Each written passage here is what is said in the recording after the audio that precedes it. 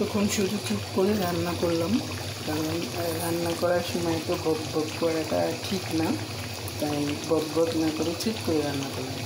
এবার দেখেন আমার তরকারি, আমার মনে হয় আমার রান্না হয়ে গেছে। দেখেন একদম সুন্দর তেল বেশ উঠেছে, আর মুরগির গিলা করেছি ভুনাটা বেশ মাশাআল্লাহ খুব সুন্দর রং আসছে। আলহামদুলিল্লাহ, এবার খেয়ে দেখব যে কেমন মজা হয়েছে। তো এখন তো টেস্ট করতে পারবো না, যেহেতু আমি রোজা রেখেছি। ইফতারের পরে টেস্ট করে দেখব যে আমি আসলে কেমন রান্না করলাম, আর বাকিটা আপনারা জানাবেন কমেন্টে আসলে আমার রান্নাটা কেমন হয়েছে। ধন্যবাদ, আসসালামু আলাইকুম।